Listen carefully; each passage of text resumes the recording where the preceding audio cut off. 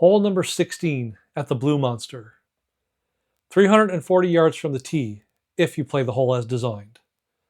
Just 310 yards if you take the line over the pond.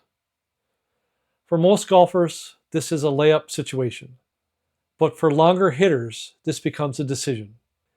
And it's the same decision golfers face on short par 4s with trouble in play. The question is, if you can carry the water, is it worth the risk? Hole 16 is a 340-yard par 4 and a clear scoring opportunity if played correctly. From the tee, longer players may consider driving the green, taking on the risk for a chance at an eagle or an easy birdie. It's a 300-yard carry, so it's very possible. The other option is to position the ball right of the massive fairway bunker, setting up a controlled approach into the green. The second shot is typically a wedge or short iron, but precision is critical. The green is surrounded by 6 deep, well-placed bunkers that are difficult to escape from.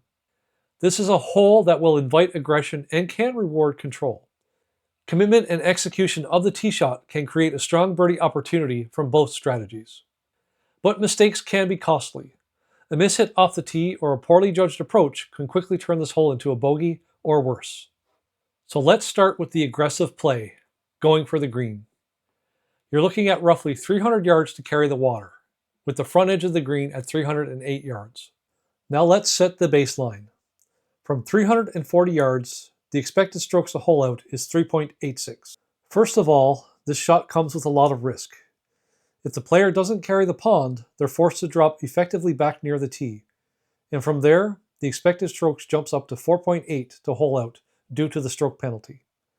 So anything in the water is likely a double bogey or worse. One missed swing, and the hole is already lost. Now let's talk about the payoff. If you do carry it, everything changes. From the fairway or just short of the green, you're now at approximately 2.1 strokes to hole out. That's a gain of nearly 0.8 strokes versus the starting position. If the ball finishes on the green, the number is almost a stroke gained. And even from the greenside bunker, at 2.43 strokes to hole out, you're still gaining roughly 0.6 strokes on the field. So the upside is massive. Now let's look at the layup.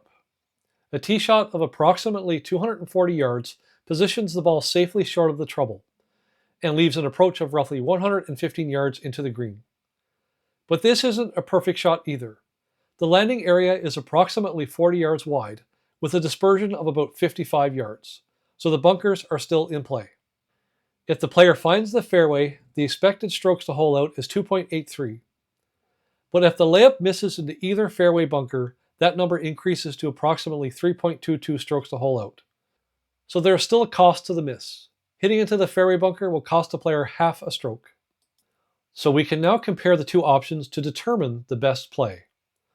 Off the tee, players are expected to finish the hole in 3.86 strokes.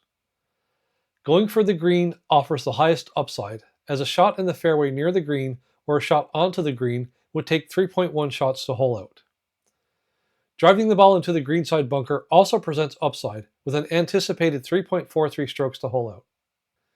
The downside of missing short, though, is very costly. If the player doesn't carry the water, they have to drop the ball significantly far from the green, and when we add on the penalty, the expected strokes jumps up to 4.8 to hole out due to the stroke penalty. Now let's discuss the layup strategy.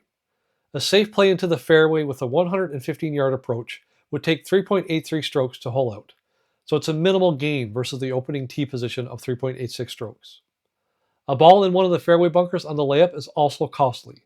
It will take 4.22 strokes to hole out from the bunkers, costing players roughly 1/3 of a stroke. The strokes gained data shows that going for the green has both significant upside, but also can have a severe penalty. The layup is definitely the safer play. Players are less likely to gain strokes versus the field, but they are also less likely to lose strokes versus the field.